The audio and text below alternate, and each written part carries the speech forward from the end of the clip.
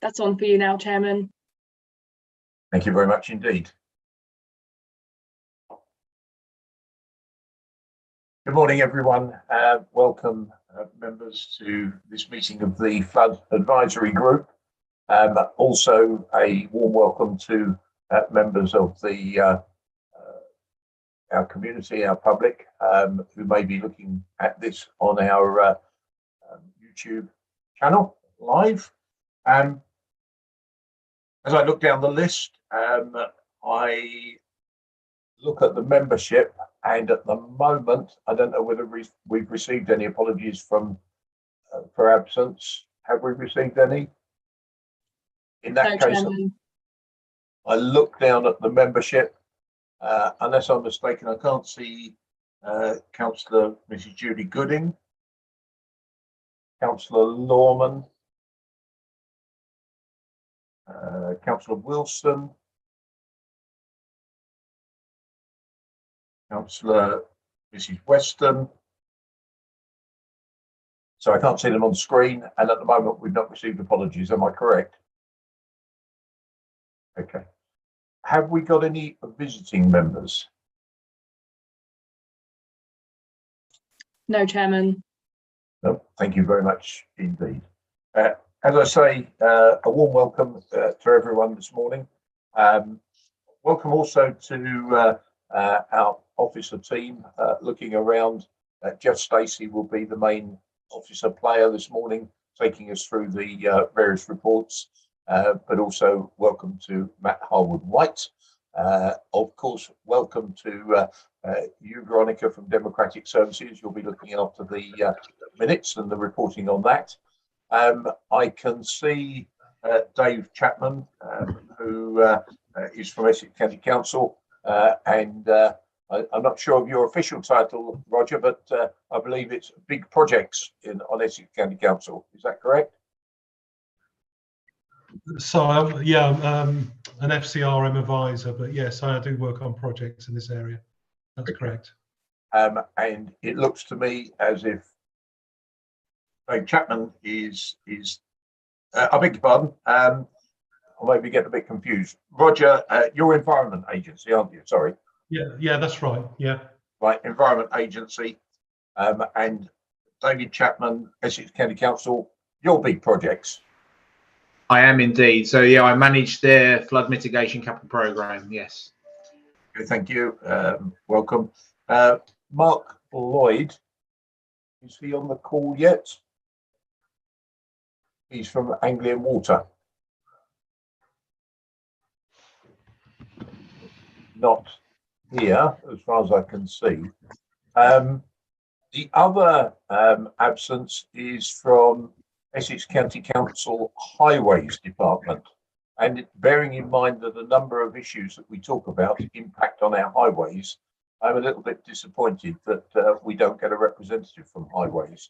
And to that end, I would like an action raised with officers, please, preparing a letter to Highways at officer level, but I would like a copy of it because I would like to raise it with our county councillors, who I'm sure support me in our desire that we have someone from Highways here, and also I will be writing to the portfolio holder, Councillor Lee Scott, to make that point. Councillor Shaw, you put up your hand. I've just sent an email to Lee as you've been speaking regarding we haven't got a Highways member. Okay, thank you. And David Chapman, you wish to come in? Yeah, could I just ask who we've been, because normally we used to get Richard Baranowski. I don't know whether or not the invite has been extended to somebody else, or whether or not there's just who you've been contacting to see whether or not I can point you in the right direction. If not, or maybe see if I can do anything internally to get them to come along. No, that's really kind of you. Thank you. Thank you, David. I gather it's a policy now that they do not support these meetings. But bearing in mind that we are only one of two, I think, district or borough councils across Essex that have a flood forum meeting, it's just a little bit disappointing that we don't get supported. But okay. There we are. Councillor Cheryl Rowe. Thank you, Chairman. It's a shame, really, because Richard Baronowski. Unfortunately, Councillor Rowe, we're losing you on your current link. Him now.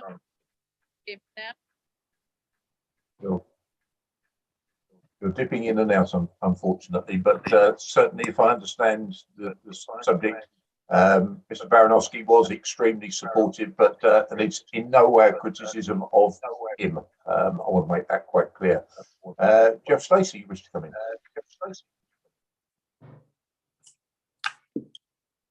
Yes, it's just to say that Richard has continued to support us. He's just not able to join us for the meeting, and he has sent me quite a lot of information, which I will feed in at the appropriate points when we go through the agenda. Okay, lovely. Thank you very much indeed. I would just make a general point that looking at the agenda and looking at the questions and looking at the response in various areas, this whole business of the Flood Forum is starting to turn into a monster. I think members will probably agree with me that it's turning into being very broad.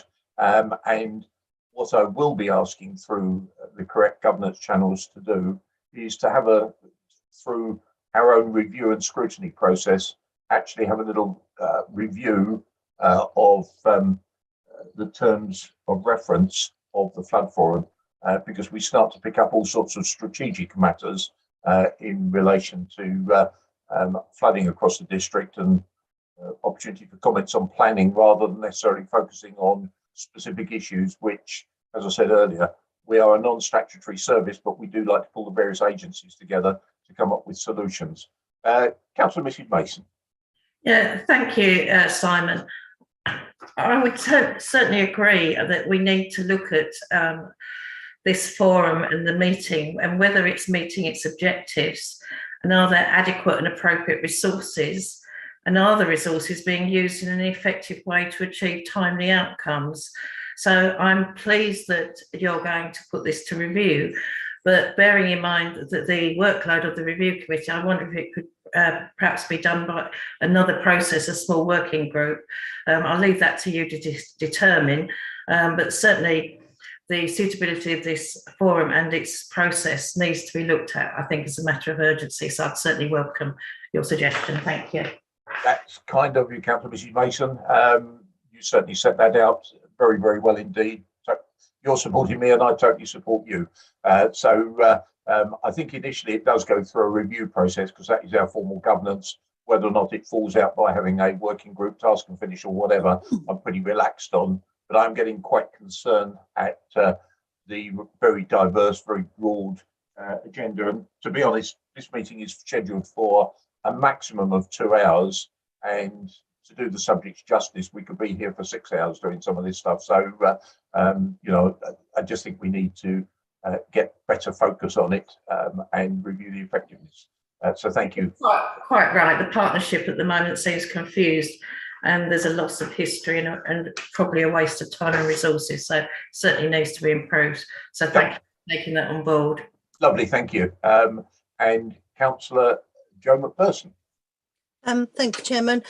I can only speak as the Vice Chairman of the Review Committee, but we are a strong committee. We've just gone through a review of ourselves so that we are more efficient as well from an external body. And we are quite great in numbers. So I would welcome this coming to the Review Committee. I'm sure that we can task members with this because it is a hugely important issue to our residents. Thank you, Chairman. Thank you, Councillor Jo McPherson. Right, it looks as if, even though it's not on the agenda, I've got agreement to something already, because the intention here by everyone present is to be effective in terms of outcomes. And I think in that respect, through no one's fault, we could start to lose our way. We're trying to tackle issues that are frankly far bigger than us. And of course, I do emphasise the fact it's a non-statutory service that we're trying to quite rightly do good for our district by pulling the agencies together. So welcome Environment Agency, welcome Essex County Council. I don't know whether Anglian Water have joined us yet. I haven't seen anyone there join us yet, but we'll move on with the meeting. So I've taken apologies for absence. There are none, but there's a number of members missing. But if we move on to item 2, which is to agree the minutes of the meeting held on the 1st of November. I've got a couple of hands. Councillor Mrs Mason, is that a new hand? It is a new hand indeed, Councillor Wootton. If you recall, at the last meeting, Councillor Macpherson commented that one site had been unresolved for 12 years. In view of this, I requested that the date of origination of each area of concern was inserted into the reports so that the progress or the lack of progress could be easily identified. My recollection of this is that it was agreed, but it does not appear to have been done. Could you perhaps amend the minutes so that that is included, and perhaps we can ensure that it is done, because as I recall, it was a consensus and you yourself supported it. Certainly, Councillor Mrs Mason. One of the things, and I think it is a matter for review to look at, is that my understanding of this forum should be that things move in, they move through, and they move on and off the agenda. And we seem to spend an awful lot of time, and sadly you've given a highlight of 12 years. We need to reach some conclusion. And to be fair, if it's a conclusion that it is outside of our remit and it's something that Rochford District Council can have no jurisdiction over, fair enough. But we do need to, that's part of my concern, that things are not moving forward in a timely fashion. But certainly we can get that added, Councillor Mrs Mason. Yes, well, that was agreed at the last minute, so the minutes need to be altered and it needs to be actioned by the officer. Thank you. Thank you very much. I'm sure that's been noted. Councillor Mike Steptoe. Yeah, thank you, Chairman. With regards to item 3 on the notes, I raised the issue that we hadn't got declaration of interest, which have been included this time round. But in my declaration at that time, I would also have included that I'm a member of Barling Magna Parish Council, which doesn't appear in the notes. Thank you, Councillor Steptoe, and that will be corrected.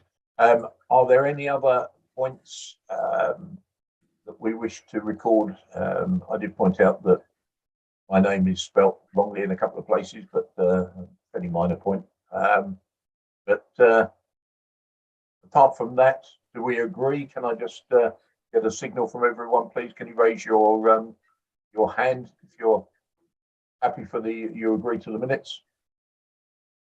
Lovely. I think that's an agreement. Thank you. Which takes us nicely on to declarations of interest. Now, obviously, we cover a broad range of subjects, and declarations may come up as we go along. But if I can take any initial declarations of interest that people are aware of. Councillor Mike Steptoe. Thank you, Chairman. As per the last notes, I'm a member of Essex County Council, also a member of the Essex Flood Forum and a member of the Environmental Agency Group, also a member of Barling Magna Parish Council. And if any issues should come up with regards to the stream at the bottom of Kimberley Road, just to remind members that that stream ultimately upstream runs through my garden. Thank you, Councillor Steptoe. Councillor Mrs Shaw. Thank you, Chairman. Yeah, I'm an Essex County Councillor, and I'm also, a couple of items on here are in our ward, Roach North and Rural. Thank you. Thank you very much indeed. Councillor Mrs Cheryl Rowe. Thank you, Chairman. Member of Town Council. Thank you. Councillor Dave Sperring. Member of Raleigh Town Council, Chairman. Councillor Ian Ward. Yeah, member of Raleigh Town Council. Councillor Chris Stanley.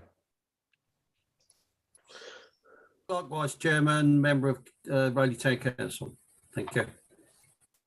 Thank you. At this stage, I think that completes declarations of interest, but please chip in if along the way you find yourself talking about something you feel you ought to declare an interest on, because water flooding crosses many frontiers. So it could be that an organisation we're part of is mentioned and we ought to declare an interest at that point. Thank you. which takes us on, please, to item 4. And I'm going to hand over to Jeff Stacey, I guess, rather than you, Matt, Jeff Stacey, to take us through the summary of flooding issues reported in the Flood Forum. And I'm just mindful that this summary covers points that have been covered in the got some echo on there. Possible for everyone to mute at this stage.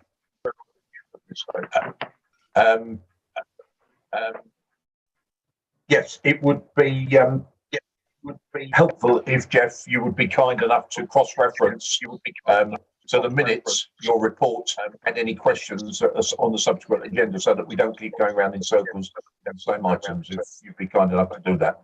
Jeff, over to you for item 4. Thank you very much.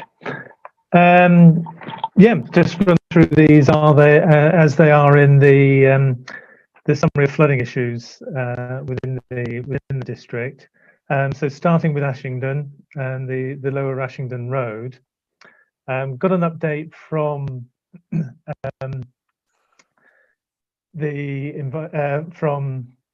Essex County Council Highways on this one. They said, as certainly on the Lower Road, Ashington Road, as they previously reported, it's a difficult traffic to attend. We do not have any inquiries relating to flooding reports. We're reluctant to engage works here at this time due to significant cost and network disruption. Then they comment on the area from Moons Close to Highcliffe Crescent. There's no specific comment on Rays Lane, which is the next one, but the one after that, Moons Close to Highcliffe Crescent. They say we attended the gullies as part of our cyclical gully attendance, and that was on the 3rd of February 22. I'll explain at this point, because this crops up on a regular basis. When they refer to cyclical response, that's the sort of routine gully clearance. So that's the sort of the gully suckers that you see that come in and clean out the drains. It doesn't include sort of jetting and any other work. They also refer at some times to an ad hoc response. They have one crew who go around doing specified work. Usually that's where they've been called out because there's a particular problem with a blocked drain or flooding or something like that. They will undertake jetting and investigation work. So there's those two sort of responses that we get from highways: the cyclical one, the routine stuff, and the ad hoc one, which is a more sort of one-off, which usually involves sort of jetting and clearing out like that. So the Moons Close one to Highcliffe Crescent, tended gullies as part of our cyclical gully attendance, and that was on the 3rd of February this year.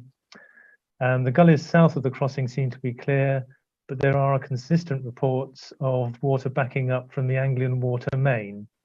Anglian Water have again been asked to check their main. And then there was a comment nothing further on the entry for Ashington Road, nothing to sort of add there. Right, I'm just going to stop. Attended to. I'm going to stop you there, if I may, please, Jeff, because Councillor Mrs. Mason has raised her hand. Yeah, if I could just ask a short point of clarification on the Moons Close to Highcliffe Crescent. It states very clearly that the cyclical gully cleanse is due on the main road network in the later part of 2021, but it wasn't clear whether this has been done or not. Has that been carried out?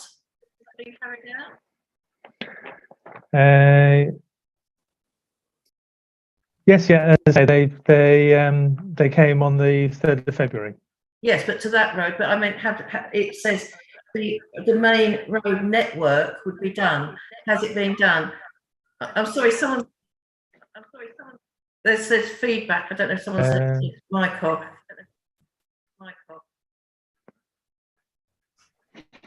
If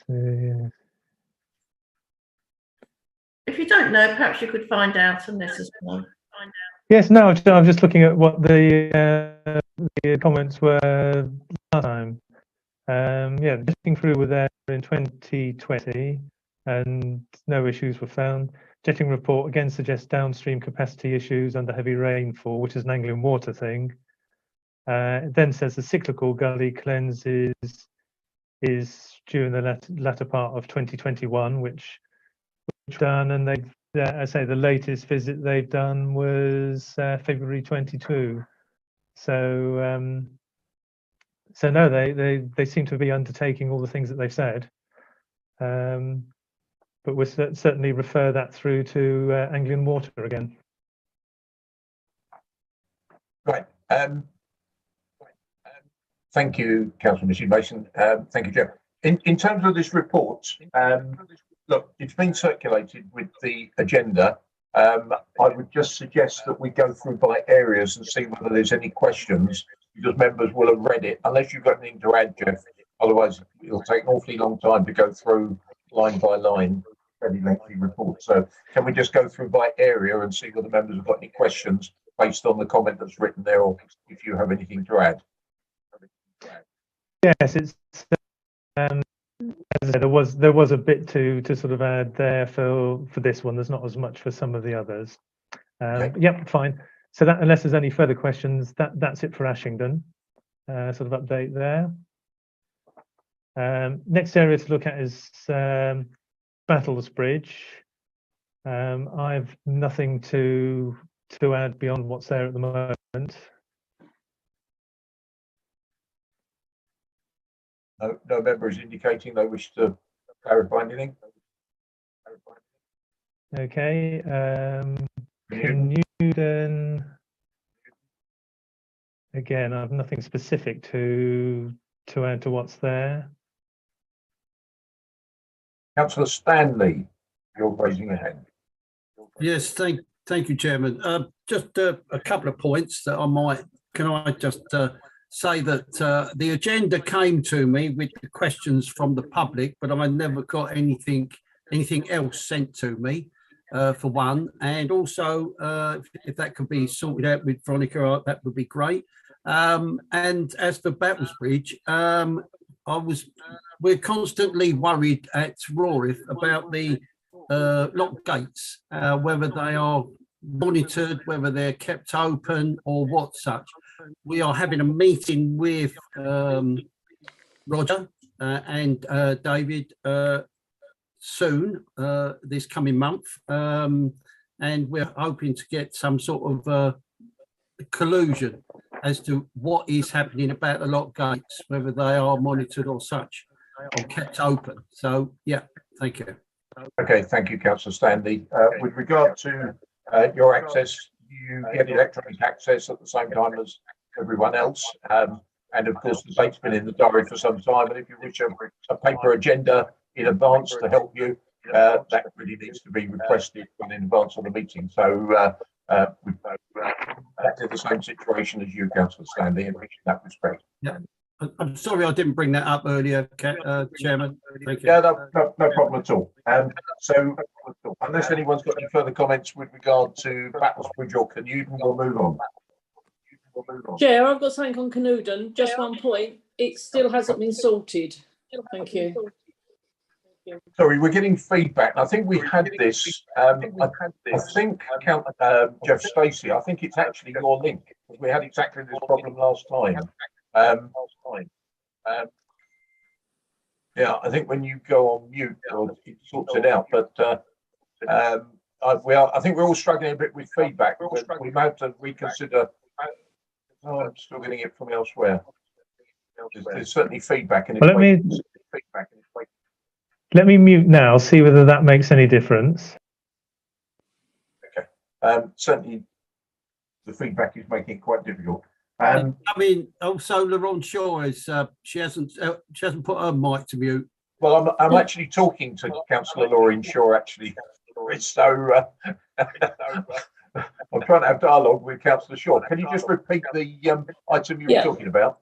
On Canewden, That's oh, it was mentioned that the corner of Anchor Lane, Scots Hall, was filled with rubbish following the tarmacking. I went up there 2 weeks ago, and then I went up again. It's still flooding up there because that drain has not been cleared, and we could have a potential problem there. Thank you. That's just one comment on that. Thank you, Councillor Loring Shaw. Right, unless there's anything else on Canute, if we can move forward, please, Jeff, with Hawkwell.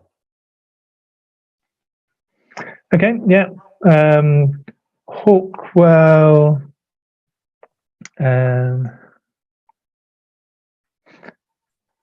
Yeah, comments from the from highways around the Hollyoak Lane. They've checked on their asset register, and that's shown as sort of private road, so not something where they can assist. And they comment on Rectory Road. They're saying there's no known issues at this time. If I can clarify that, please, Mr. Chairman. Okay, I was just waiting for Jeff to finish and bring you in, Councillor Mrs Mason. Okay, thank you. Yep, you go for it. I thought he'd finished. Right, the Rectory Road, there has been a persistent problem for something like 12 years from Clement by the opposite, by the Clements Gate, where the old Christmas tree farm entrance used to be. Someone, and I don't know whom, I'm assuming it was Essex County Council, did some serious work there because they had traffic lights up, and it was apparently resolved, but now the problem is back. We've had various reports in the past that it's coming off of the Clements Gate site, that it's blocked drains, that it's a collapsed drain. But I think the residents were overjoyed when they thought it had been resolved, but it is now back again, so that needs to go back on the agenda. It's roughly opposite or around 300, and I don't know the actual number, about 15, I guess. So, but it's been a perpetual problem, and of course the water in the road is so deep that it's quite dangerous to traffic if it's unaware of it. So perhaps that's an additional one that we need to add in. Okay, thank you, Councillor Mrs Mason. Any other comments on Hawkwell? No. Right, we move on to Hockley.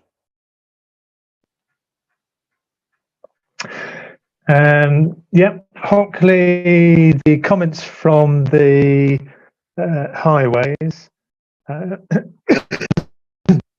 Cornhill Avenue, and following our request, they attended in January, and that was one of their sort of ad hoc crews. They did a preventive jet was undertaken. They found no issues with no issues were reported with what they've the sort of checks that they did there. So that's Cornhill Avenue, and they mentioned Park Gardens. We passed on a report from Councillor Mrs Mason of a complaint of repeated flooding there. But they're not aware of any reported flooding, so we need some sort of further information on that one. Otherwise, I've no further updates to what's in the report. Okay, just before I bring in the two people, look, Cornhill Avenue is a classic example where it appeared last time we talked about it. It's in the minutes. It's now appearing on the report, and I think it appears as one of the questions. And that is a fairly localised issue because I'm aware of that. And this is exactly the sort of thing that should be being dealt with, and we get a resolution and it moves off. To keep talking about the same thing is getting a little tiresome. I'll be honest with you. And this is precisely why I think this whole meeting is getting bogged down with things that we go round and round in circles. I'll leave Councillor Mrs Mason to clarify her point on Park Gardens. But again, it looks to me as if it's a sort of localised issue which just needed sorting out. Let's bring in Councillor Ward first of all, and then I'll go to Councillor Mrs Mason. Thank you very much. Yeah, this is on the last item on part 4.4, which is Plumborough Avenue.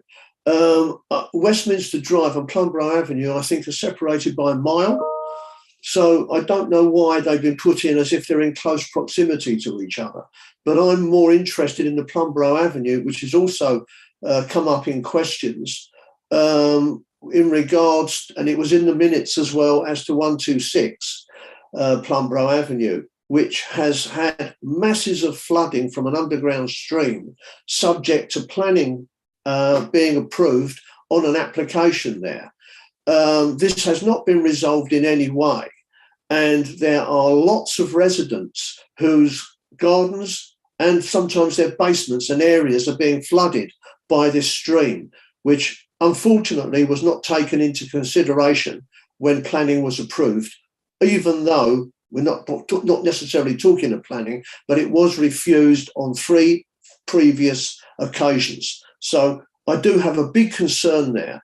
I think action does need to be taken, and I do not necessarily think it's the Essex flood group that need to do this. I think this needs to be something involved from RDC, as they are the planning authority which agreed for this application to go through. Okay, thank you, Councillor Ward. Councillor Mrs Mason. Thank you, Councillor Wootton. Park Gardens, I can say that I've had no further contact from the residents, and I would suggest that's closed. If they're not giving information, I don't see any point in us following it up. The other issue that I have here, Park Gardens, by the way, is Hawkwell, not Hockley, but we'll forgive you on that one. Westminster Drive, I just want to briefly, I think this situation here summarises the difficulties that Councillor Wootton and I have alluded to earlier.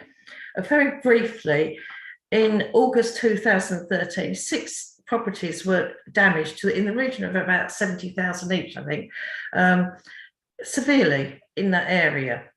The ditches were cleared by the authorities, and in the last year or so, the ditches have now have debris, which has naturally occurred, and they are concerned. In November, I had an email saying we've got no knowledge of flooding in the area, but we're continuing to investigate. And we've had another email asked the residents to contact the Essex Flood Team. Well, it seems that we're going around in circles, and is that the right advice for our residents when we're already aware of it and it's being dealt with by the Flood Forum? The residents simply want to know who owns the land and who's responsible for it. And after 8 years, I would have hoped that that information would be available. And so far it's not. So we've had an issue, we've ostensibly resolved it, we've got the potentiality of a repeat issue 8 years later, and yet no one seems to have any knowledge or information that can prevent that. And I think that's concerning, and that's why I strongly support Councillor Wootton's way of putting this to the review committee, because either we have got inadequate resources or we're not using them properly, and this really needs to be looked at. But Westminster Drive is still outstanding and has moved further, not at all. So further investigation, yes, but it should be done, it shouldn't take us a year or 2 to do this. Okay, thank you. Thank you very much, and certainly I agree with you. Park Gardens is in Hawkwell, but the good news is it is one item that's going to drop off. So, and I also support you in your latter point as an example to my earlier statement. Okay, moving on then to Holbridge, Jeff.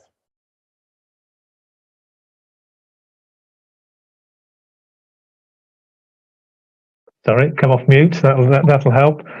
Okay. In addition to what's down there for Holbridge, on Watery Lane, Highway say preventative cleanse and any other maintenance issues is planned with a road closure. This has been delayed this year as we cannot get the relevant closure permit due to a multitude of utility works on the diversion route. So that's their comment there.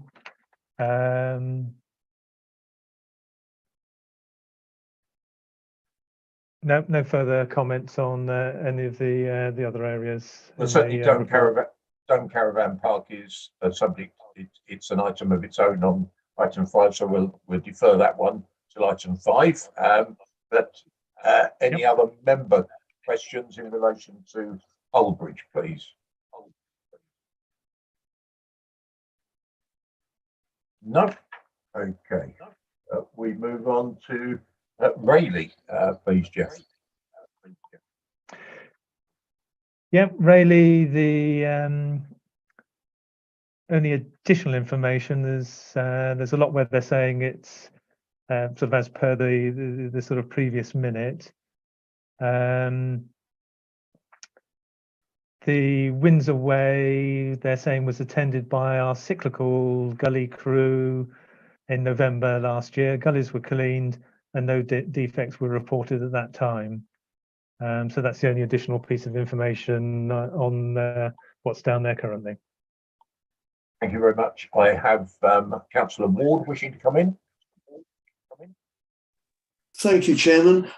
Just wanting an update on Grove Road with regard to the pumping which was promised by Anglian Water.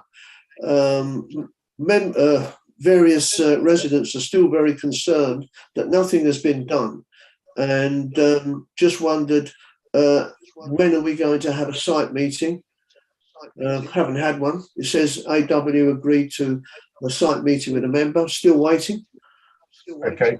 Point made, Councillor Ward, and unfortunately Anglian Water don't seem to be with us this morning, so if that can be taken away as an action, unless you have an answer, Jeff.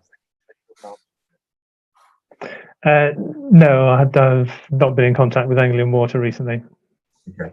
Thank you for that, Councillor Ward. Councillor Mrs. Rowe. Thank you, Chairman. Yes, they again, we did have flooding in the beginning of the year. Your link is absolutely terrible, Councillor Rowe. We're only getting every other word, I'm afraid.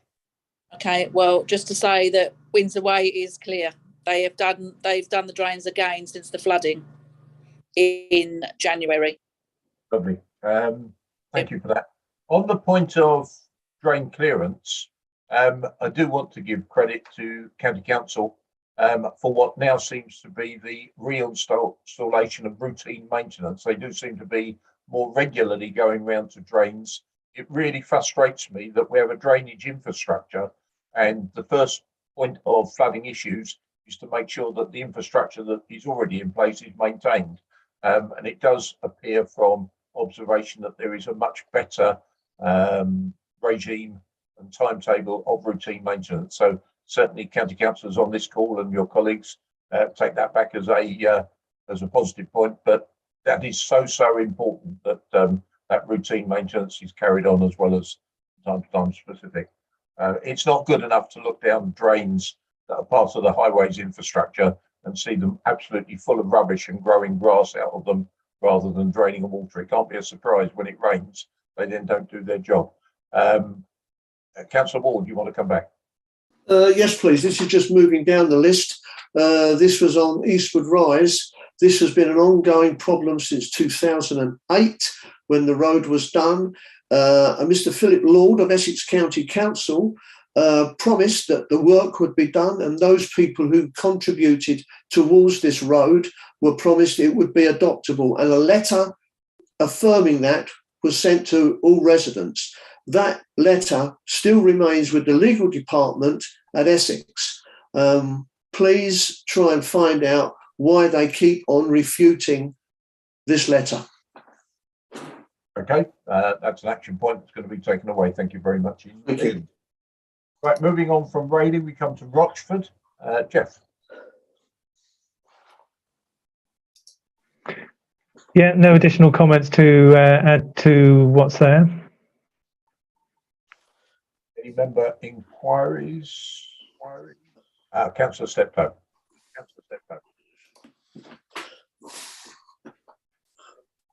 Yes, thank you, Chairman. On the, where are we? The Sutton Road, on that section of Sutton Road, if anybody has driven along it, you'll know what I mean, but I refer to the ditch that's now been dug out to as the canal. Essex County Council recently have carried out a survey of the drainage system there, because the ditch that was required to be dug out by Essex County Council of the landowner, which he has done, has got no outlet into the stream, into the river. The water just sits there. So I haven't, as of yet, received a report on what that survey has found. So until that survey comes back, I can't see what action can be taken. We need to understand what's going on there. Okay, that will be taken away as an action to investigate. Thank you. With regards to the Hall Road development, I have been in discussions with Bellway, the developers, and I will compliment that they have been very, very helpful. Along with the planning department, we've been talking to them.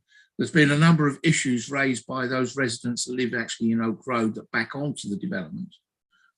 There is a couple of concerns that we're still working on, but the Bellways are being very, very responsive on it. But there is an issue where their subsystem or their alleviation system runs out into the ditch that runs alongside Ironwell Lane. The culvert then goes under Ironwell Lane and goes into, and some people call it the Hawkwell Brook, some people call it the Roach, where it runs in, and there is a sluice gate, and the flap from the sluice gate is missing. At this stage, I've been unable to identify who is responsible for that sluice gate. The issue is that when I'll refer to it as the Roach, is at high levels, the water can backfeed up underneath the culvert straight into under Ironwell Lane, and then potentially block up any of the outlet from the SUD system, because the SUD system in Hall Road, Elizabeth Gardens, to give it its correct name, does not flow directly into the Roach. The potential is there that it will run into the ditch, and then the ditch will fill up and run down Hall Road towards Rochford, flooding the properties in Oak Road. So there is still a lot of work working there behind the scenes with Bellway on that particular issue. Thank you, Councillor Steptoe. And that really is a very important point, that if these valves go missing, and they're fairly crude sort of valves, they can then at high tide do quite the reverse and cause a problem with the backfilling. And that's something we've got to highlight. So again, an action will be taken away to work with you on that, Councillor Steptoe, and the agency. I could just correct you there, that it's not tidal at that point. It's a case of whether the flow of the Roach is exceptionally high because it's dealing with other feeding. It's not tidal, but it can run over the level of the sluice gate. No, okay, quite happy with that. But the point is that if the water, the wrong side of the valve, is higher for other reasons, so the valve's not there, you can get backfilling, and we need to make sure that is, the valve is doing what it's intended to do, because the consequence of it not doing what it's intended to do creates a worse problem. We'll get on to that. Councillor Ward. Yeah, just to declare an interest in regards to, and it's a pecuniary interest in Rochford 100 Golf Club. It was on the bottom, just come up. I just wanted to know what is happening going onwards from this, please.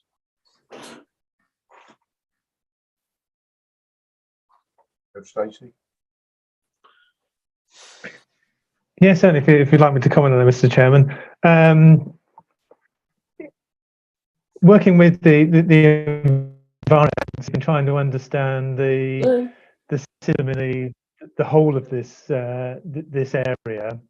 So coming down from, in fact, from all the way from Hockley Woods right down to this area, and then through the golf course and through to Rochford and the Horse and Groom and all that sort of area. I've been trying to sort of get a wider understanding of how this all sort of reacts together, and that's in the separate report that we're covering under sort of item 6. So perhaps if I can sort of comment a little more at that stage. Okay, lovely, thank you. Right, nothing else on Rochford. We'll move on to Wakerings. Yes, there's no further additional comments to what's in the report at the moment from Highways. Thank you. Okay, then, Councillor Mrs. Jo McPherson. You're on mute, Jo. Crumbs, I haven't done that for ages. I do apologise. First of all, the comments in there aren't actually that reflective of the minutes from the last meeting. I had requested, as Mark Lloyd was here from Anglia Water, that they would have a look at the sewage system there and the pipe system, which he kindly agreed to do. They did actually come out on the 10th of February. Mark kindly gave me a full report after the inspection. The sewage was cleared.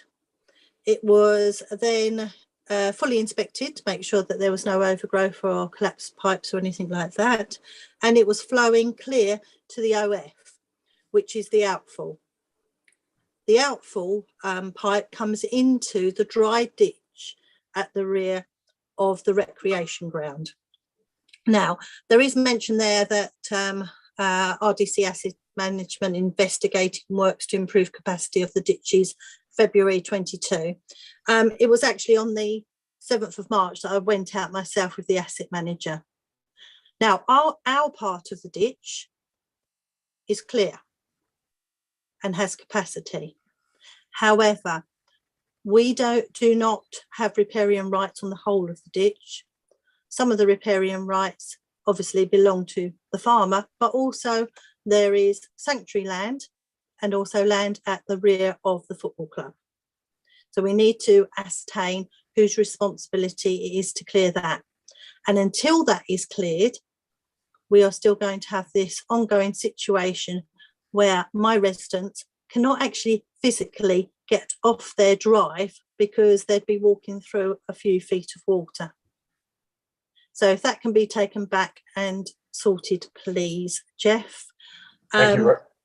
I am surprised sometimes that we're not a little bit stronger with some of this riparian rights enforcement, and make sure that that is done, please. I have to give full credit to Mark Lloyd. In his defence, to my knowledge, this is the first meeting of the Flood Forum that he has not been here representing Anglian Water. And what he has offered to do, he has always fulfilled. So perhaps if we can just note that, and perhaps other partners could, follow his lead, so to speak. Shoulder stick, I will let the ward councillor, my colleague, Councillor Steptoe, speak on that one. Kimberley Road, this issue is actually borders both of our wards. Again, that's not quite correct what is there. The repairs to the bank have been carried out. They've been carried out by the riparian landowners, so the residents that are there. Now, although that has been done, I wish for this one, and I presume Councillor Steptoe will support it, stays on the agenda, because we also have the accompanying problem with the pump system there. So we need to keep our eye on this and see if the watercourse is now flowing well enough to stop any further flooding. Again, we have the Pointers Lane, Wakefield Road. Again, it says there quite clearly, it's noted that the ditches need further maintenance. What have we done about this? Otherwise, the issue is not going to go. And when we're looking at further or future development, I think when all these come up, we can quite clearly see that certain areas are unsustainable for this. I'll hand over to my colleague now. Mike. But just before we bring Mike in, look, I totally support your comment about our enforcement towards riparian landowners. It's a really important point, this is, because it is part of the drainage infrastructure. Over many years, we've seen farmers in particular, in the style of farming, close the old-fashioned ditch network, where the pipes have been put under there, who knows. But if the fundamental infrastructure of which drains management and ditches are not cleared, then that causes a problem. So I can't stress more strongly my agreement with your point on getting letters out in a timely fashion under the riparian rights. People seem to think ditches, particularly when they're dry, are just good areas for them to dump their garden refuse or whatever, especially if, you know, I'm aware of one ditch where that happens particularly. I also am full of your praise for Anglian Water, as indeed other agencies, but Mark is particularly active on taking on these things. So why he's not here today, I'm sure there's a good reason, but it's absolutely no criticism of Anglian Water, because we value the importance of their attendance to deal with these things. So thank you very much indeed, Jo. Yeah, just one more point, please, Chairman. Ditches are hugely important to our drainage system, but when you've also got historic villages such as Great Wakering, and then we're having bolt-on developments which have their own sewage system, it does not work when the old system is at full capacity already, because it will just push onto there as well and create even greater problems than we've already dealing with. Thank you. You will be very well aware, Councilperson, of my views about infrastructure, and infrastructure happens in all sorts of ways. And you've heard me say many times it is no good bolting a new sewage system onto old infrastructure piping. So I agree with that point too. Councillor Steptoe, I think you possibly want to come in on similar issues. I'll come in on all of those items, but first of all, I'd just like to put a question to Dave Chapman, if you could confirm that my thoughts are correct. The action of enforcement for riparian landowners, with as far as ditches are concerned, I believe rests with county rather than district, and in which case, if I'm correct, I think that is quite a major resource problem within county. So yes, just to come back on Councillor Steptoe's question, the watercourse enforcement, where there is either misuse of a watercourse or something that's been done unconsented, there is an enforcement procedure that Essex County Council can take out. Unfortunately, that does not extend to capacity increases. Capacity increase is not an enforceable option, but certainly unkept maintenance and unconsented work is, yes. So there is still a, if I'm correct, my understanding is that there is one person within county division that deals with this for the whole county. There is, yes. It's we have one watercourse engineer that deals with county-wide issues, yes. But there is also an enforcement officer that deals with highways enforcement related issues. So there's a separate team that deals with those. We are looking at more of the residential issues where houses and properties and businesses are affected. Highways have their own enforcement department, but again, I think that's limited to one person. So yeah, there is resourcing issues with that. Thank you, Dave. That just clarifies my thoughts on that particular point. So that's something that as county members we need to address with the portfolio. With regards to the items under the Wakering, the first item there that Councillor McPherson mentioned there, I can't remember the exact number of the house there, but that's towards the higher end of the numbers of the high street, I think that's referring to. There is another issue on the lower numbers, and from memory I believe it's number 75, which has a similar issue which has still not been addressed. And my concern is that it's got sort of muddled up with this item. So I'd like perhaps to go back and revisit that second one. With regards to the Barling Road near the old solder stick, that is very much down to the riparian landowners. It's quite complicated around there because of where the ditches were running and now run and various things. But that is down to the landowners, so that is something that does need to perhaps have some enforcement. One of those ditches now, again, David will advise me here, runs along the edge of the road. So is that under road enforcement or is it under the riparian enforcement? So again, Councillor Steptoe, you're correct in is that is a little bit, that can be an area of uncertainty. But the general rule of thumb is that the highway responsibility finishes where a ditch starts. So the ditch riparian ownership will belong solely to the landowner behind that, unless there is a reason for that to have been changed. So it may well be, for example, that the highways have safety issues, or they've decided to extend the road and pipe the section of ditch work, then they will then become owners for that area. But generally, the rule of thumb, unless stated otherwise, that will be a riparian ownership for the landowner at the rear of the ditch and not highways.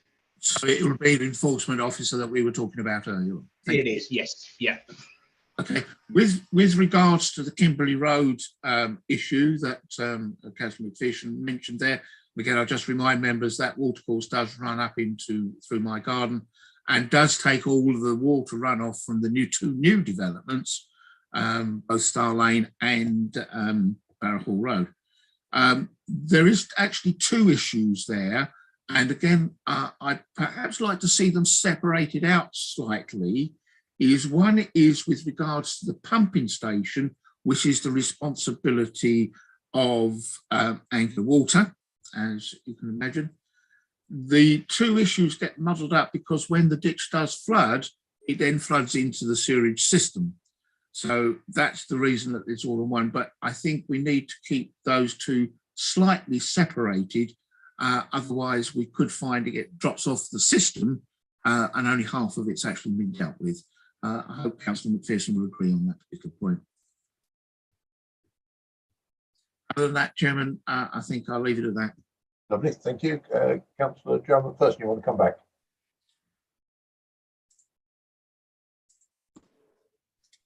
Thank you, Chairman. Whilst I can appreciate the Essex County Council may have limited capacity and the resource of only one enforcement officer, we now have technology. We have things such as what 3 words, which will pinpoint the exact position.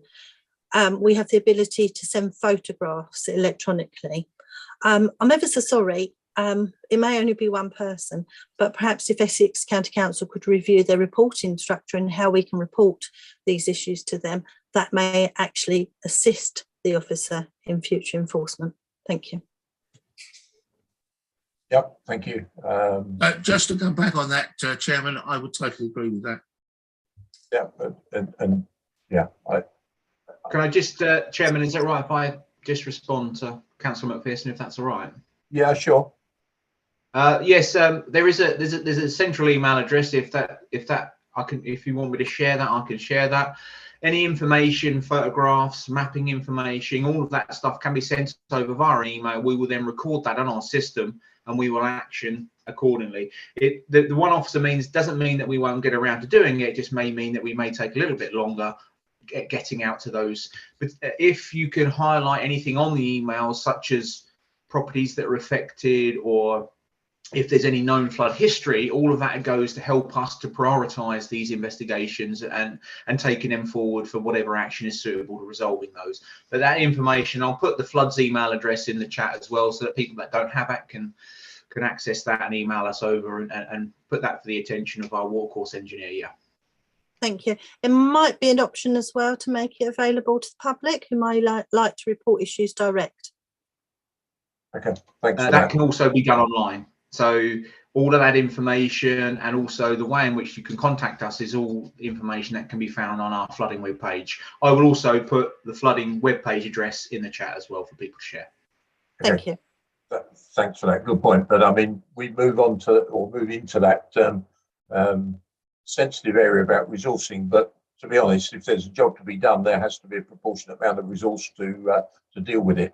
We could say that in all sorts of council services. It is a juggling act, and there has to be proportionality in this. But we really can't stand by and watch people's premises at the risk of flooding and just turn around and say, well, there's a lack of resource in a particular area to deal with it. We have to get some sort of proportionate balance on the whole thing. But using technology, of course, the way we did things 20, 30 years ago certainly needs to be reviewed. So good point. Councillor Chris Stanley. Thank you, Chairman. It was just to pick up on a couple of points there about highways and Essex County Council and the way they work together. There doesn't seem at this, as you very well know, Rochford is, and I don't know if that's on the agenda at all, Rochford, the pumping out of the Fair Glen into a reservoir which is not big enough now to take that volume of water. It overflows, it goes into Rochford through the channels, where when it is in flood and those pumps are switched on, that also floods Rochford. So there is items there that need to be clarified with Essex County Council, yourself, David, and the highways. Again, in part where the highway, as they put the bypass, they cut off the channel, which actually takes water underneath that bypass. They literally cut it off and the water doesn't go anywhere at Rochford. Okay. So that sort of thing needs to be with highways as well. Thank you.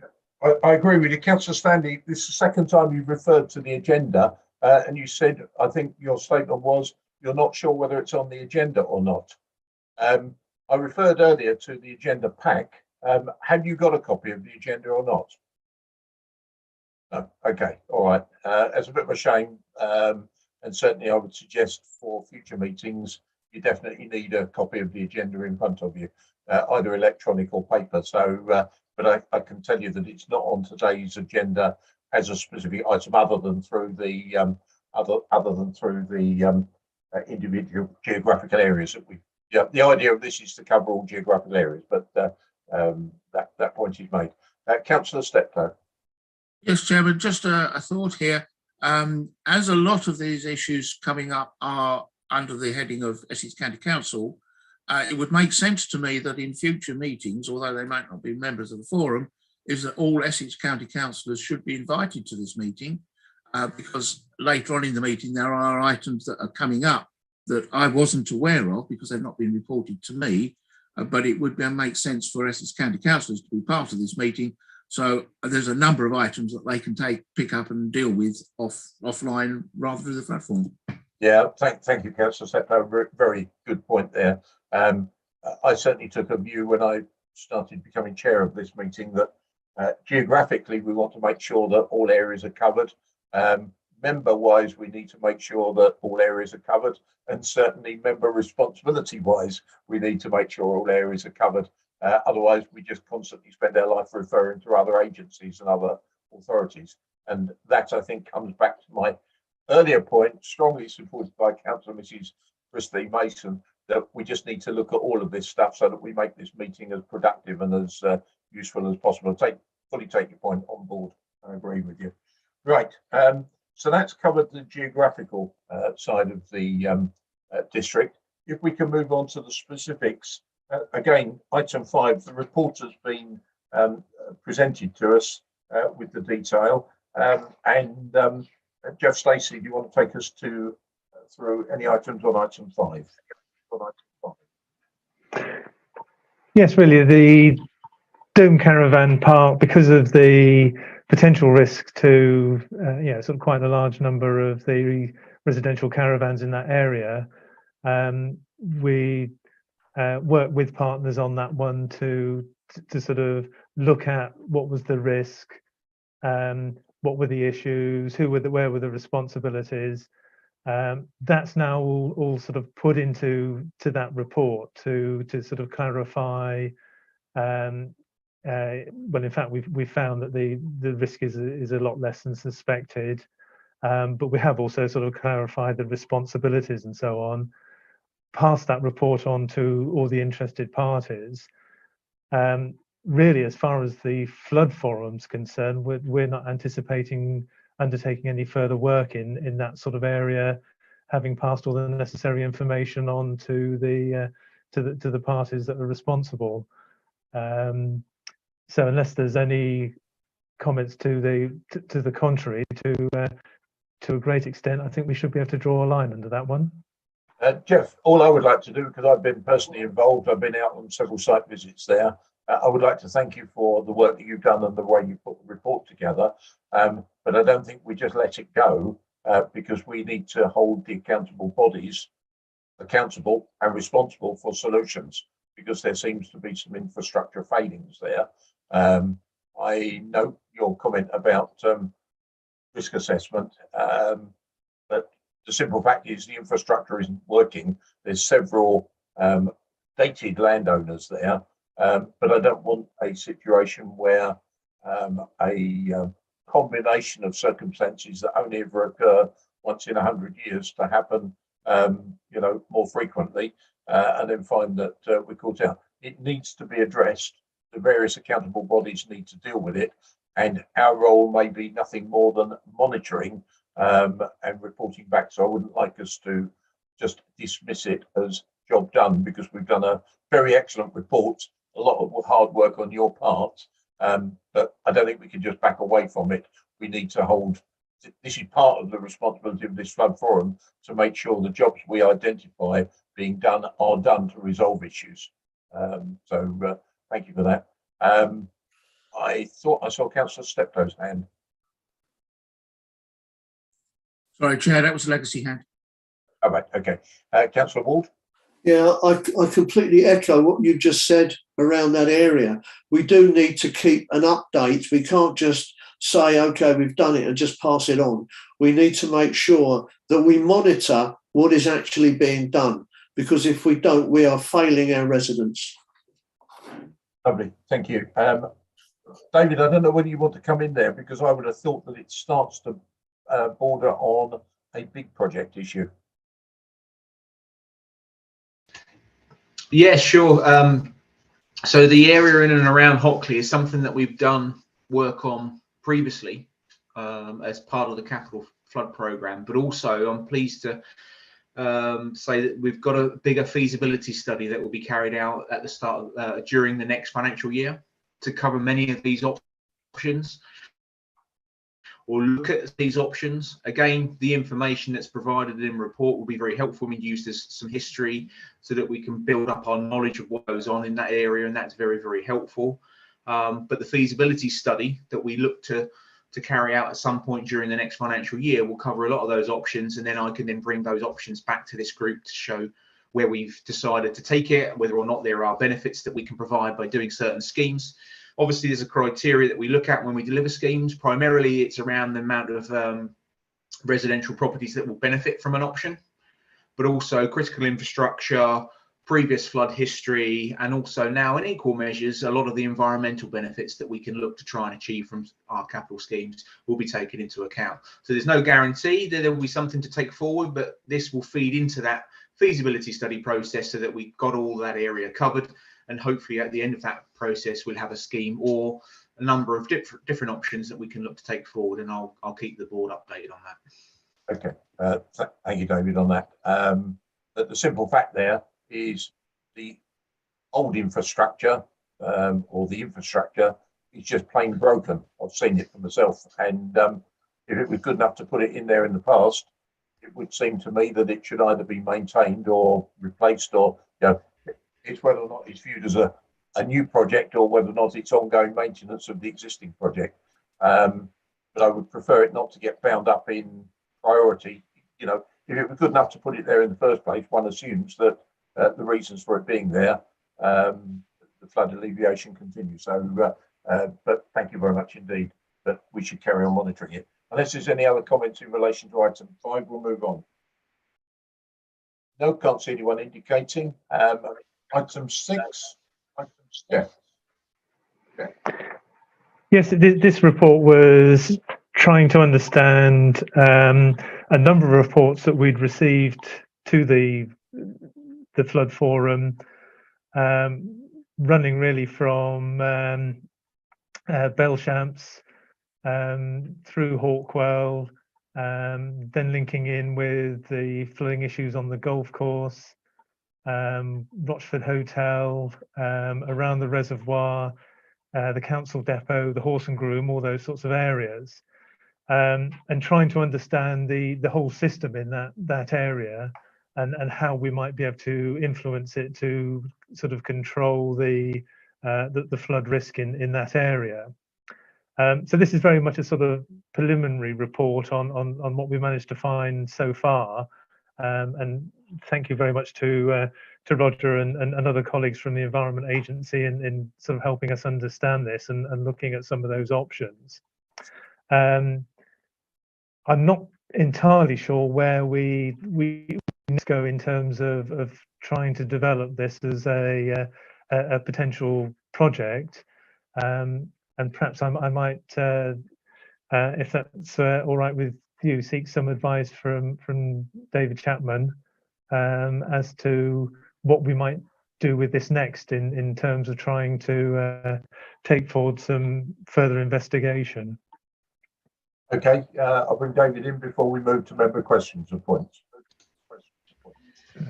Yeah, so we're happy to look into potential options here at this location. I've got the report that's been sent over, so I can share that with the rest of my colleagues in the team.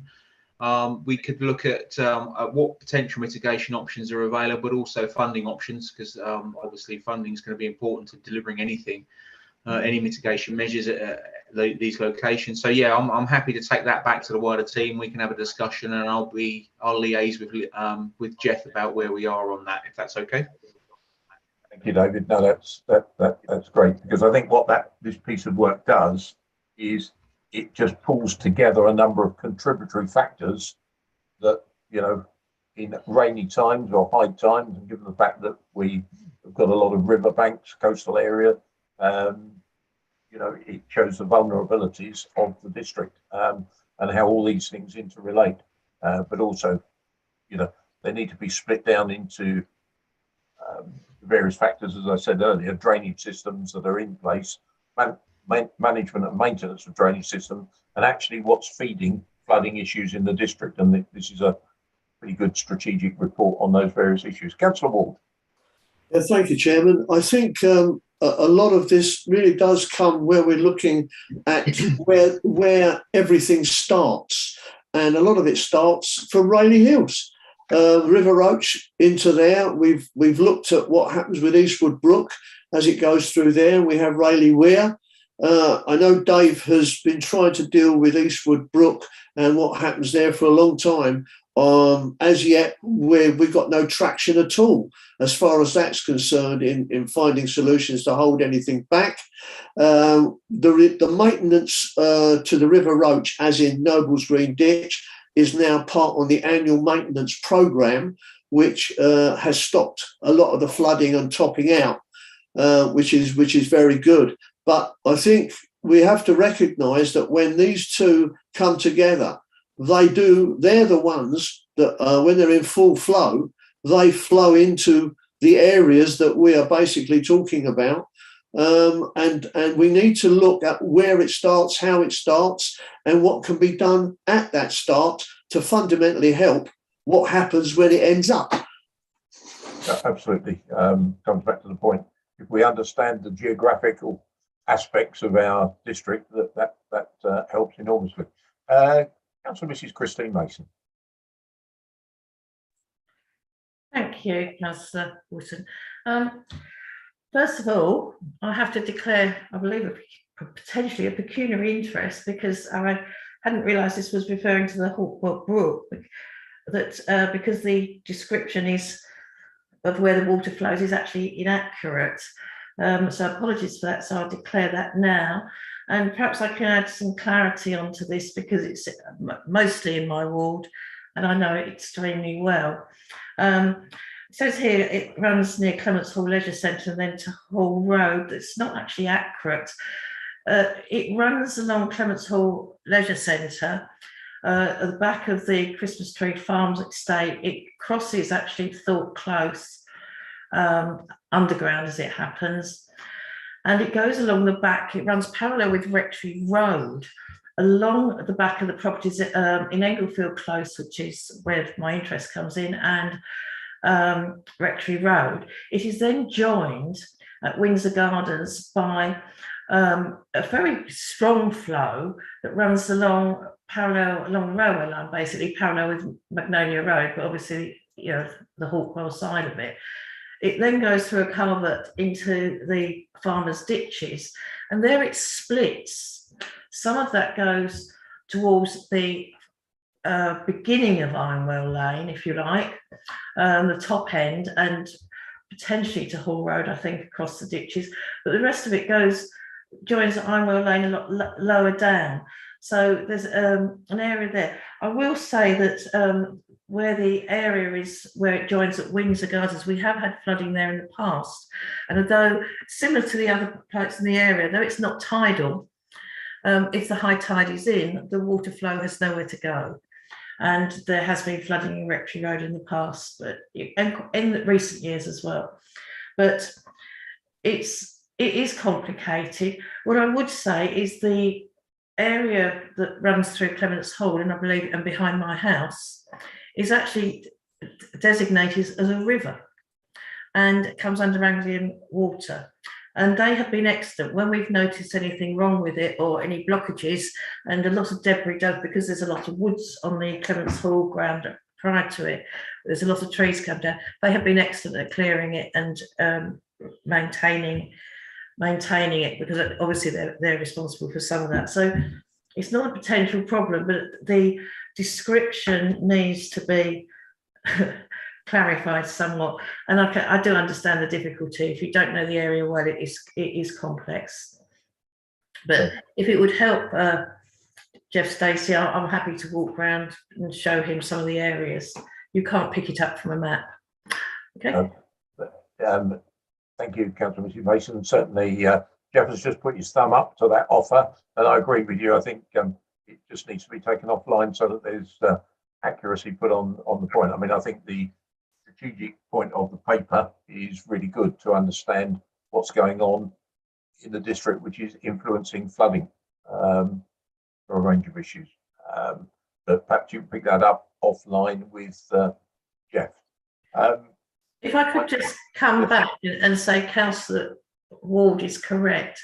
It starts right high up in Rayleigh and in Hockley Woods, and that's where everything starts. And perhaps what we're looking at often is the result of the problem. Perhaps we ought to be looking at the beginning of the problem rather than further downstream. It might be helpful. More difficult, but probably more constructive.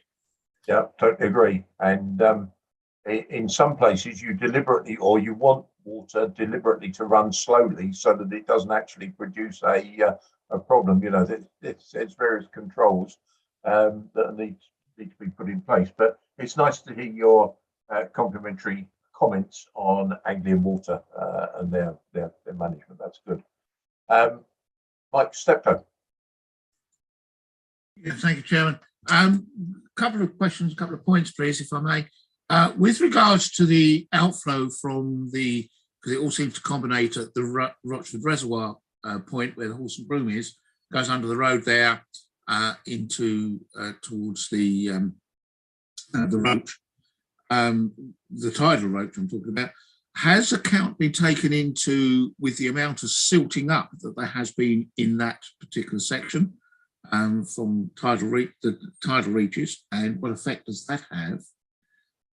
Second question is with regards to, on the report, item 3.18, which is on the very last page, 6.7.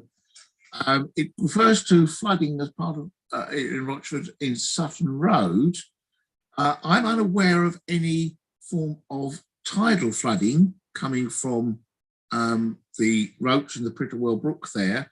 I'd like some more information on that, because again, I think that's possibly tied in with what I was referring to earlier as the canal that runs along the edge of Sutton Road and the gullies. And thirdly, listening to what Councillor Christine Mason was saying there, was that are we exploring areas where water can be slowed down and stored through high volume times through things like leaky dams, that type of situation? Is that being taken into account as well? Okay, I'm not sure whether, I mean, certainly the notes have been made of the issues, and I was just about to bring in David Chapman, but I see enthusiastically putting up his hand to give some sort of view. Yeah, I mean, obviously, every scenario is different, and flooding can come from a number of tributaries. But as a rule of thumb, what we do on the capital programme with the feasibility that I was talking about earlier that we'll do in the Hockley area is that we look at trying to capture as much water upstream and manage it in as natural a fashion as possible, whether that be through reconnection of floodplains, leaky dams, creation of additional storage, things like that. So it's more natural features that are environmentally friendly, but also capture the water upstream without the need for perhaps the more heavily engineered pipe systems, which in effect, quite often all they do is move the problem from A to B in a quicker time, and then maybe create a problem downstream where there wasn't one previously. So our methodology will be to take that forward, and that's how we explore all of our mitigation and capital programme schemes, is that basis, is how far upstream we can capture the water to manage it better. Thank you. Councillor Ward. Thank you, Chairman. I just wanted to refer, if I may, on this report, let me have a look at the page, it may be helpful, which would be 6.2 on that report, where you've got the flood risk. I would much appreciate if where we have Nobles Green, or as it is the Roach that runs through Rayleigh, and we know that there is flood, well, we do clear that area. And I do remember that some time back, Richard Tatton Bennett, prior to flooding, was saying that the Environment Agency liked to leave that area overgrown to reduce the flow. The problem is, in reducing the flow, it caused flooding to that area, and that was the problem. So, you know, we've got a bit of a catch-22. So whatever you whatever you're going to think of doing, just I'd like that to be put down as a risk on your list, that first bullet points. You know, the Rayleigh end of the Roach, please. Thank you, Councillor Ward. Right, okay. Comments are being noted. Councillor Steptoe, you want to come back? You're on mute. Thank Dave very much for his comments, but didn't really answer the question around the silting up of the tidal reaches on the Roach and the comment I made about Sutton Road flooding. So the build-up of silt on the Roach is something that we'll have to refer to our Environment Agency colleagues, as that be main river section there. It will be determined by them as to what the maintenance criteria, but also I'm sure Roger will support what I say, is that main river elements still have the same riparian land ownership responsibilities as ordinary watercourses and the smaller stuff.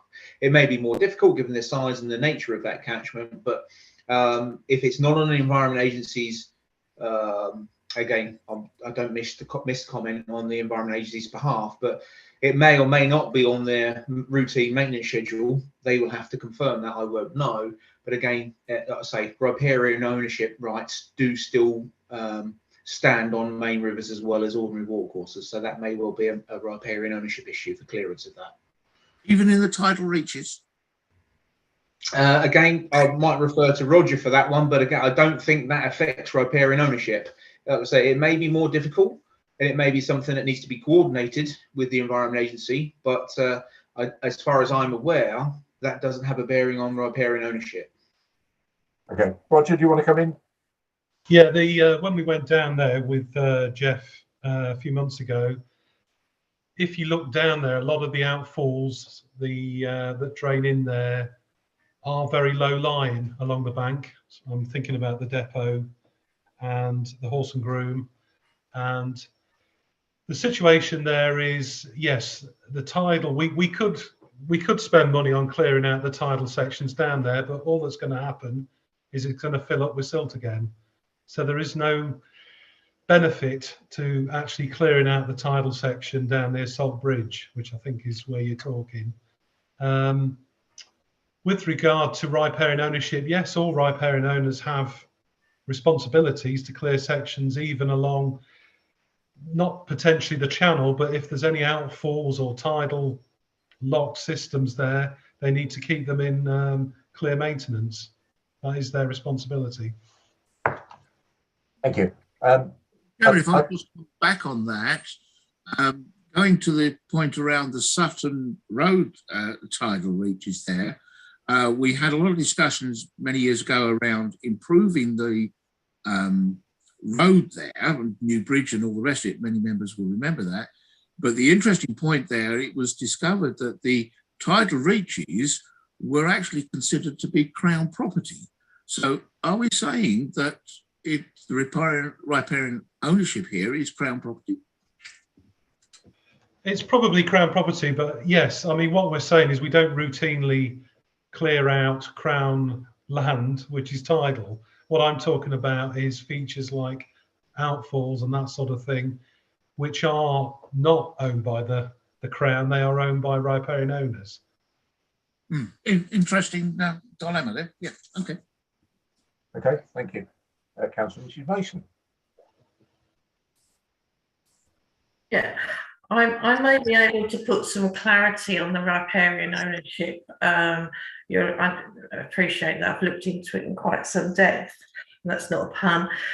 Where, quite right, when there's a river that doesn't eliminate the riparian ownership responsibility, but it is reduced to a certain depth. I think it's about 3 feet.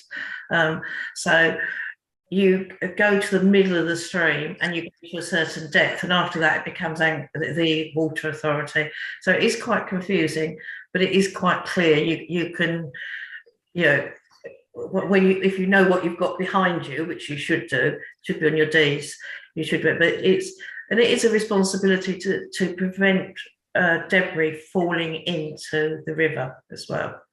If that helps to clarify it. Thank you for that. Right, I'm keen to move on, but the report is there before you, and I think we simply note it, but welcome it as well at the same time. All right, we move on then to item 7, which is any other updates from our partners. Go to you first, David. Did you have anything you wish to add? Just to follow on from what I spoke earlier, so the Hockley critical drainage area is going to have a feasibility study done later on in the 22-23 financial year. So that will give us a very high level idea of what the flood risk is, where the sources of that flood risk come from, and also a long list of potential options, mitigation measures that we could install there. That will be the first part, and then if we deem it to be a viable option, we will then refine those long lists of potential solutions into a preferred option or a number of preferred options. If there is not a one case fits all solution, we will then look to deliver that in future years of the capital programme. So at the moment, the capital programme has been authorised, and I have funding for 22-23 financial year.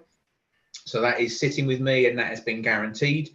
There is also, at the moment, I say at the moment because we know things may change, but there is a capital programme and budget for that earmarked for 2 years after that as well. So I will have to run through the process of unlocking that money, and like I say, in the next couple of years, we may find that priorities change or there are budgetary constraints. I can't answer that, but yeah, there's definitely money for next year and for the 2 previous years after that as well. So that's updates from Essex County Council. Thank you very much indeed, David. I see you've also put in to the chat area the contact through the Essex County Council website, which is basically flood.essex.gov.uk. That's it. Could I also just add, Councillor Wootton, there is another project that you may not sort of directly link with flood resilience, but there is an Essex Forest Initiative, and that is where we are looking to plant 375,000 trees over 5 years, of which we are at the end of the second year. There's a lot of work that we're looking to do to try and determine what flood benefits tree planting has. We know it provides lots of environmental benefits. It can provide shade and cooling the street scene, but also we're quite keen to promote their flood risk benefits as well. So if anybody in Rochford, and we work with your neighbouring authorities quite a lot in Castle Point and Basildon, so there is a facility for us to look at providing trees to be planted if you've got anywhere that you think may be suitable, and not just yourself, but anybody on this meeting and beyond, suitable locations where you think that tree planting could take place, then again, the email address that I provided, please send any sort of details that you may have, maps, information over to that address, and we'll look at those as potential planting sites for the Essex Forestry Initiative programme. Okay, thank you for that. And I saw Councillor Dave Sperring sit up there and make a note as portfolio holder for environment. I'm sure he's making a note of that as we speak. Thank you. Right, and we also move on to Roger Webster from Environment Agency. Do you have anything to add, Roger? No, not really, apart from that we've got the meeting with Aurora Flood Action Group next month to discuss the issues down there. Dave and I should be attending that. Okay, and I think that will be of particular interest to Councillor Chris Stanley. So there we are. Good. All right. No other questions of two partners who are present today. Obviously missing Mark Lloyd, but we covered that earlier, and you know, we can't forget the good work that Anglian Water are doing as well. So been a couple of very positive comments about their contribution as well. So we do thank you, partners. All hands have gone up. Jeff, if I can take you first. Yes, it was just to add possibly to Dave Chapman's comments that we are also involved with a project that's going on about Eastwood Brook. So I sort of represent Rochford District Council on that sort of project group. It's being led by Southend Council because it's looking primarily at the sort of areas that run through their plot, but obviously it does have influence both at the Rayleigh end and the sort of airport end for us. So that is something that we are actively involved with that project as well. Thank you. Okay. Thank you, Jeff. Councillor Chris Stanley. Thank you, Chairman. Just like to put on, if we could put on the agenda for the next time, is the flooding at Swain Park car park entrance off of Broad Lane. I have been in touch with Adam and James about this, and also Councillor Dave Spearing knows of this, what's going on. I don't know how much is happening, what is happening. I'm waiting to hear from Adam or anyone, but could I put that on the agenda, please? Okay, Councillor Sperry may be coming up back with an answer. Yeah, there's no need in putting this on the agenda, Chairman. We have this in hand. We're dealing with it. This will just add something that is already being dealt with. And I've told Councillor Stanley that I'm onto the case with this with Mr. Houghton and Mr. Aldridge. So we are dealing with that now. Okay.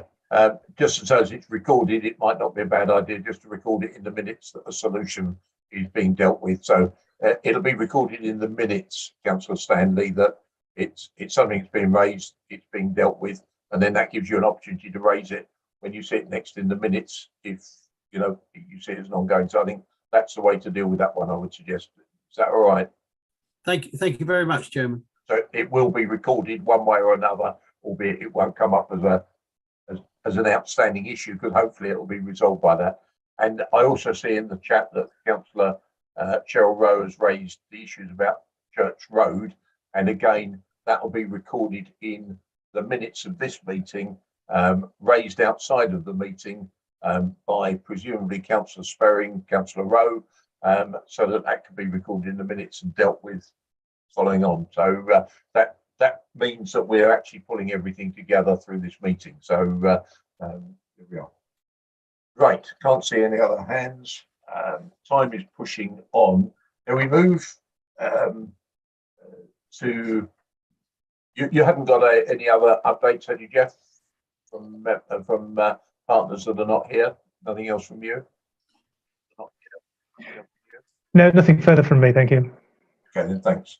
Right, which takes us to questions from the public, and I appreciate that there will be a number of members of the public patiently waiting to see how we answer their questions. But as I said, and this is part of the problem with the way we're currently structured, if we deal with, from the public's point of view, all 14 questions, we'll be here for another few more hours.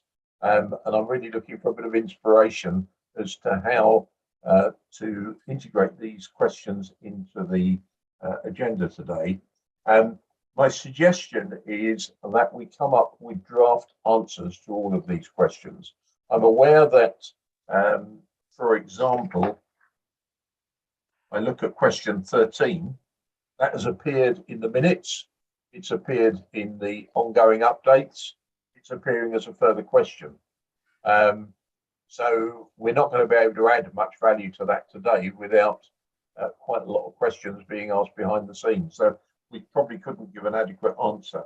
I think these questions need to be given due consideration, answers drafted, circulated actually to this forum, and certainly recorded in the minutes as answers. But others may have different ways. But to be fair, we wouldn't do due justice to these to go through. The other thing I will come back to is my earlier point. Some of these are statements really about planning. They're not specific flooding issues, and it does come back to the terms of reference of this meeting. Are we talking about specifics, or are we actually dealing with planning issues, which is a whole world on its own? But let's invite members to come back and see what their thoughts are. Councillor Steptoe. Thanks, Chairman. I was going to pick up on several of the questions because they are items as county councillor I can deal with directly. So I'll run through those particular questions, and perhaps if those particular members of the public are listening in or they're reading the minutes afterwards, would kindly contact me direct through my county councillor email address, which I'll put on the chat so I can go into the minutes.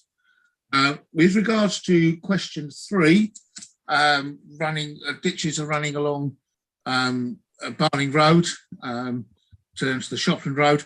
I need to know a little bit more information as to exactly where that is.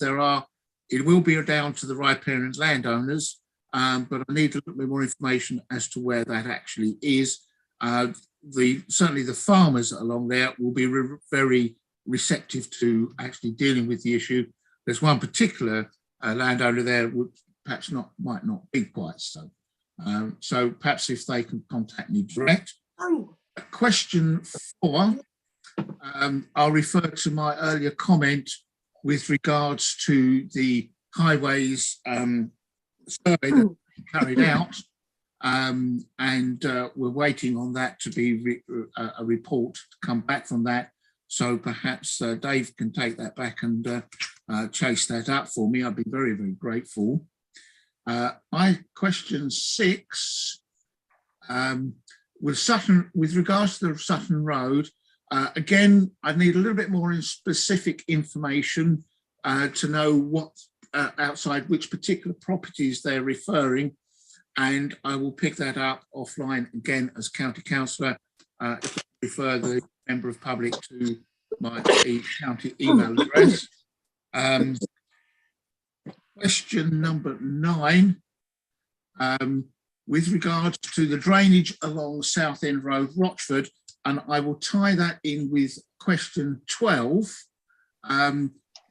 There is, where's question 12? Yeah, going down to question 12, tie the two together.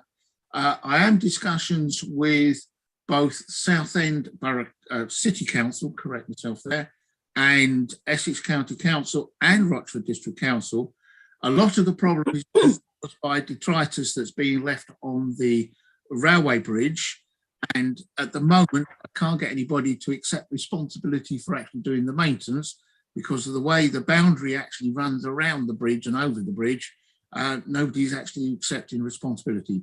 I do have a meeting scheduled with the portfolio holder at county to resolve this issue and to actually take forward trying to get some sort of answer on this.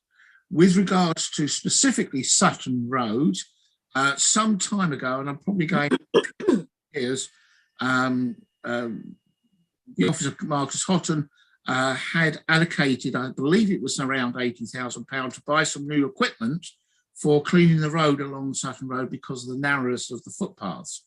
To my knowledge, I don't think that equipment has been purchased. I would like to see that re-looked at because keeping the detritus off that section of road is a big job because of the traffic coming in and out of Purdy's industrial estate.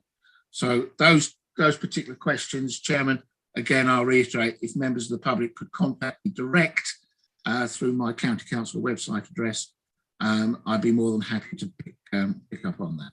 Okay, that's really helpful, Councillor Steptoe. So just as we're clear, questions 3, 4, 6, 9 and 12, not only should residents perhaps take up the offer that Councillor Steptoe is making with his county councillor hat on, but also I'd like there to be some liaison through Jeff Stacey as well, who pulls this meeting together, because in fairness to members of the public, they don't always understand where our powers stop and start and everything else. And we just need to have a coordinated approach, because part of our role here, or the main part of our role, is to bring the various agencies together and try and sort of get focus on Rochford district matters. But I think that's really, really helpful. Thank you very much indeed for that. But Jeff, if you can sort of make sure you coordinate your responses with Councillor Steptoe and provide additional information and liaise with him and work with that. Because actually, this part of the agenda is the most important part, to make sure we're picking up on the new areas or areas and deal with resident concerns. Thank you, Councillor Steptoe. Councillor McPherson. Thank you, Chairman. Mine's really in relation to the question 2. Across the district, we do get asked this quite often. One of the things that perhaps Councillor Steptoe could help with, and perhaps tie officers in together, is that there's a coordinated approach, because I believe, unless I'm wrong, Essex County Council organise the gully suckers. We do the road sweeping. So if that can be worked together, it can assist each other. But looking at some early sort of intervention, I've mentioned to you already, Councillor Wootton, around some of our utility workers, also developers, who have been seen to be sweeping leftover rubbish, mud, etc. down the drains, which is probably going to cause far more problems and issues than leaves will. And I mentioned about, could there be some sort of fine system? Is it possible that within our conditions there is a huge note that if you are caught doing this, there is a hefty fine to cover the costs for getting this sorted? Councillor McPherson, you read my mind. It drives me absolutely mad that various people seem to think that just sweeping all their rubbish down the drain system gets it out of their way and then causes a major problem, because the drains then become blocked. In part, it can be dealt with by regular maintenance, but it frankly is outrageous that concrete and stuff finds itself lazily being cleared up, because it's easier to wash it down rather than actually clear it up properly. You read my mind totally, but thank you for that. Before we move on, I don't know if there's any of our partners who can advise, can we enforce some hefty fines if this is caught? Well, can we enforce and do we enforce? Because it seems pretty obvious to me that we shouldn't allow people to block up a public system. But let's go to one of our partners. Any comments? Yes, if there's been deemed to have action that's caused an issue in terms of flood risk or a blockage to a system or anything that's been unconsented, the work that's been done without our official process and authorization, and yes, there is an enforcement process that can be carried out. There is a criteria for which areas we will enforce, but yes, there is a matter of recourse for us to do that. Yes. Okay. David, can you I'm send going to that say out? for the Environment Agency and Main River Systems, the same situation applies. We could decide to take enforcement action should we wish. Right. Okay. Well, we've, if you don't mind me coming back, please, Chairman. We've got a problem here. The could and would. It should be we will take action. And could you please circulate the criteria so that we can make that clear? And then when we get reports, if we then pass on those reports to you and they meet the criteria, we would expect them to be enforced. Yeah. Okay. Thank you. Agree with that totally. It comes back to the point I made earlier. It's nice to see better maintenance through our county council colleagues, better maintenance of the system through the highways network. It's not perfect. There's plenty of drains still blocked up, but it certainly shouldn't be the county council's job to clear up people who are willfully sweeping stuff into drains and blocking up the infrastructure. So there we are. Okay. Councillor Ward. Yeah, thank you, Chairman. Mine actually refers to question 11 and 13. We know 13 has already been on the agenda as Plumborough Avenue, but question 11 does raise a problem that I would like to see addressed. Not only it needs to be throughout the district. We know that there are lots of subterranean streams and aquifers running through the whole of the district. We just want to know, how are we going to look at mapping these? Because unfortunately, officers in planning, if they don't know something is there and are not aware of it, then unfortunately what happens in question 11 and question 13 inevitably happens. Now, there is knowledge out there of where streams were and obviously have been covered up by subsequent development. I don't know what we can do to investigate it and what help, either David or Roger can do with their extensive knowledge. Right. As far as this is concerned. Right, thank you, Councillor Ward. I'm just a little concerned that we will move off focus. This is dealing with public questions, a bit of a boomerang factor, because as portfolio holder for strategic planning, you're in a position to influence some of this stuff with partners.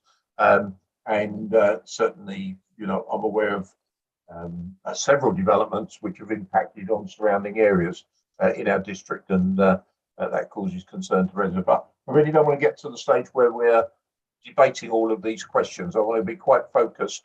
I believe that answers should be worked up where they involve Jeff and other partners. We ought to look at those drafts, but there needs to be dialogue with the residents who've raised it, so that they're given an appropriate amount of weight in this process. Otherwise, we'll end up by just debating the answers ourselves and actually not really coming up with comprehensive answers. Councillor Sperring. Yeah, thank you, Chairman. Just to give you an update, Councillor Steptoe mentioned street sweepers, etc.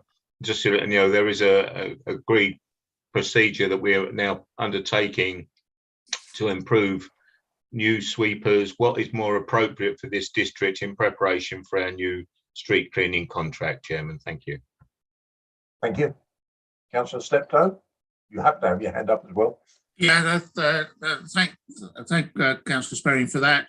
Yes, I was aware that we'll be looking at new equipment, but the Sutton Road is a particularly difficult area because the amount of traffic running through there from Purdy's up and over Warners Bridge, it needs to be almost done daily. It is a horrendous area.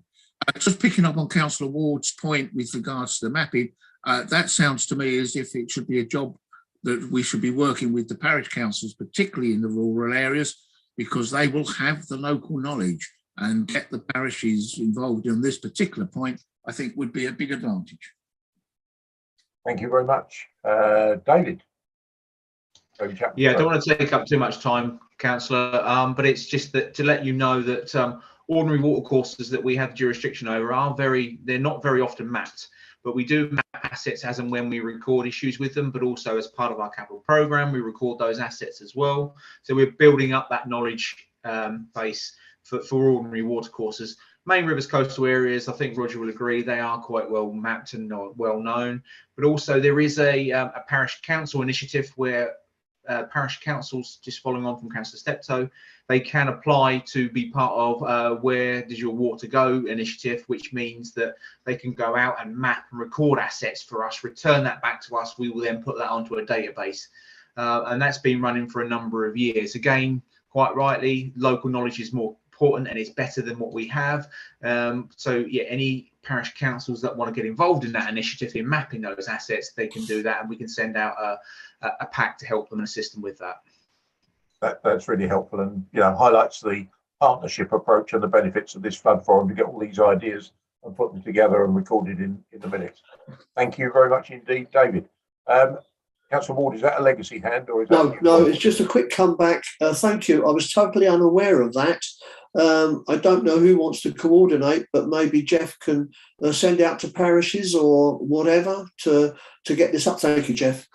Put your thumb up. That's lovely. Councillor Steptoe. Yeah, Councillor Wood just stole my thunder. As I say, as a parish councillor, I was unaware of it, although we have been doing it locally. I think it needs to be resent out both from county and for district to actually encourage parishes to redo it. Thank you very much indeed. Right, in terms of the questions, so moving forward, they are very, very important that we give adequacy in terms of thinking about the answers. Some of the questions are, dare I say, more statements than necessarily expecting an answer to specific flooding going on in the district, but we will do our best, and those answers will be drafted in conjunction with our partners. But more than that, I don't think we can actually get any further on the specific questions in this meeting. And the reason for deferring that is to give them the due prominence and importance that they deserve if people actually write into us. Now, Councillor Steptoe has actually put his email address in there, and it is councillor.cllr.mike.steptoe@essex.gov.uk. So thank you to you, Mike, for putting that in there, and I think that will be helpful. It is totally confusing and quite understandable that members of the public don't know what the different authorities have responsibilities and powers for, but a lot of this stuff does depend on our county councillor colleagues to pursue with officers. So thank you for that. I think that brings us nearly to the end, unless there's any other business people wish to raise. Councillor Steptoe.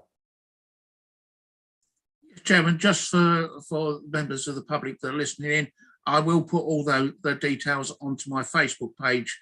If they're not sure to have written that down, it will be on my Facebook page. They've only got to look up Steptoe and they'll find all sorts of things.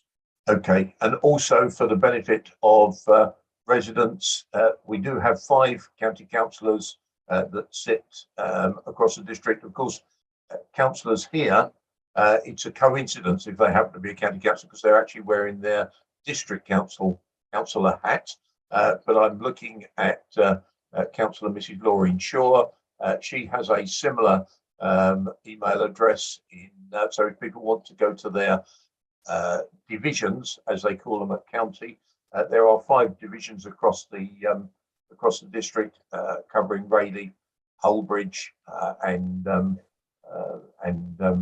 Hawkwell, Ashington, and out to the Foulness and the Wakering. So there are 5 county councillors: Councillor Michael Hoy, Councillor June Lumley, Councillor James Newport, Councillor Laureen Shaw, and Councillor Mike Steptoe.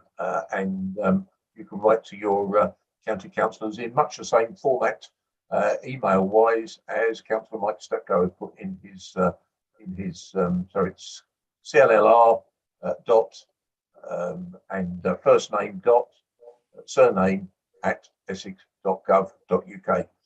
Hope you don't mind me plugging you county councillors that are on this call in the roles that you take on, because that's how we funnel stuff through our ward members. Councillor Mrs. Shaw, you want to come in? Yeah, just going with what Mike said. If you look on my Facebook page, and anyone wants to contact me, they can. We always put information out there, but obviously you just said our emails address. Got no problem with that at all. Okay, Chairman. Lovely, thank you, Councillor Chris Stanley.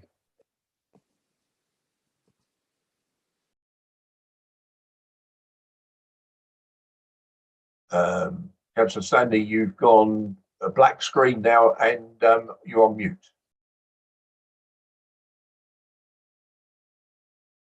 I think we've lost you, councillors. I seem to have left the disappeared from the call. Okay.